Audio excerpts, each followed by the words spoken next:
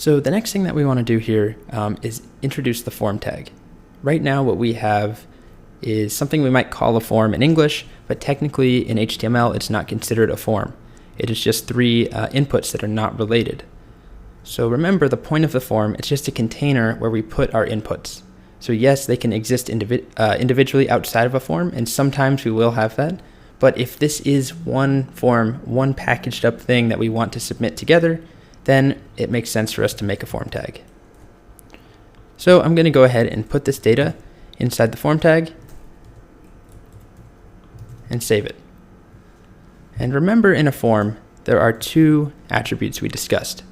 There's action, which is where the form sends data to. And then there's also method, which is what HTTP method, get or post. And just as a refresher, that shortcut, Command/ to get the comment. Okay, so if we refresh the page, nothing will change, or it will appear like nothing changes. There is one really small aesthetic change. So if I add some text down here, and I don't have the form tag, I refresh the page, you'll see that everything is in line. As soon as I add the form tag, however, the form pushes, it's a block level element, it pushes down that text to the new line. So a very minor thing, but other than that, it looks identical. There is functionally a change though. My form now, if I refresh the page, it actually does something. It's not very impressive, but if I fill out my username and some password and I hit submit, pay attention right here, and you'll see my page actually refreshes. My data disappears. This button to refresh the page is engaged briefly, as you can see. So my form is being sent. The thing is, it's just being sent to the same place where I currently am. So by default, if I don't specify an action, it's going to go to the exact same place where I am, just refresh the page. And if I don't specify a method, it's going to be a GET request. So we could go in and change that. We could say action and method equal, and let's change them to something else. Let's do action equals http://wikipedia.com.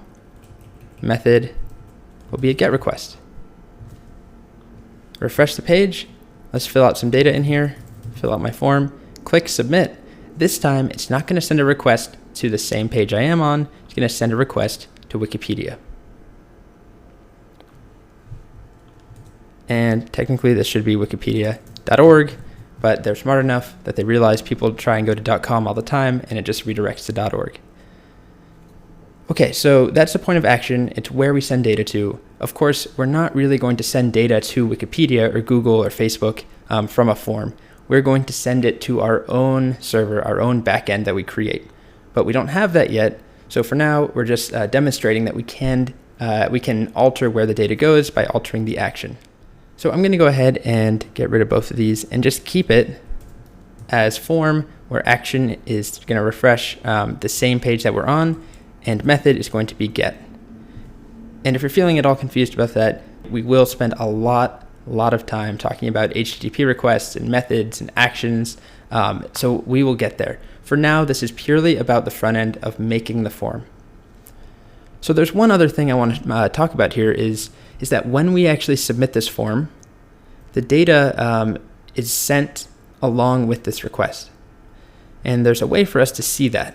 So if we give a name to each piece of data that we want to be sent, so it's a name attribute, I'm going to call it username on the username input, and then I'm going to say name equals password on the password input. And I save this. I type in a username, Rusty, password will be test123. Pay attention up here as I submit this. And you'll see I get my data added in this new format that we haven't seen. It's called a query string. Another one of those topics we'll be devoting a lot more time to when we get to Express. Basically, it's a question mark followed by key value pairs separated by ampersands. So I have username, which is the name that I set, equals Rusty, which is the value from that input. password is the name I set, equals test123.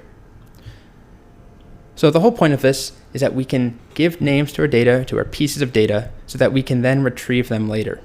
So of course, we wouldn't actually send a password through the URL. We don't actually let a user or any user see the password. And that's because we use a post request usually, rather than a get request.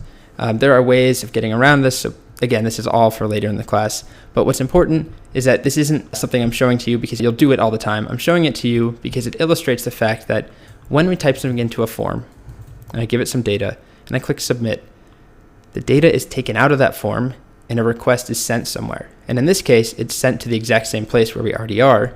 But if we change this to be action and go back to Wikipedia, wikipedia.org, username Rusty, password test123, you'll see it takes me to wikipedia.org and it adds my data here.